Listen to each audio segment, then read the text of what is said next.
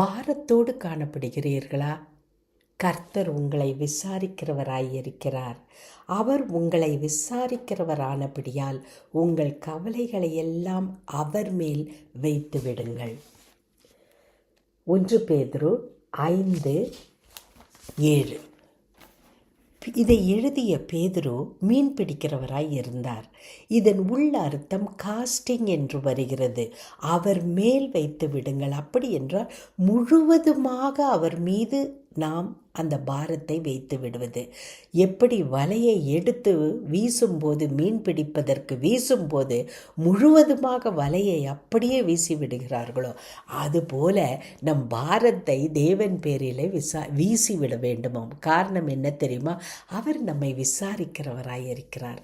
விசாரிக்கிறவர் என்றால் நம்முடைய தேவைகளை எல்லாம் அறிந்து நமக்கு உதவி செய்கிறவராக, நமக்கு நம்மீது கருணை உள்ளவராக, கரிசனை உள்ளவராக இருக்கிறார். அன்பானவர்களை, எந்த விதமான பாடாக இருந்தாலும், உங்கள் மனதை உபத்திரவப்படுத்தி கொண்டிருக்கிற எந்த எண்ணமாக இருந்தாலும் அவர் மீது வைத்து விடுங்கள். அவர் அதை உங்களுக்காக அதை உங்கள் மனதிலிருந்து எடுத்து போட்டு உங்களுக்கு உதவி செய்வார்.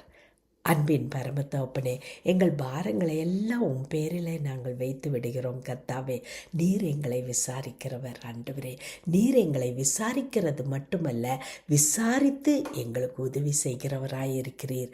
அதற்காக நன்றி. இயேசு கிறிஸ்துவின் மூலமே ஆமேன்.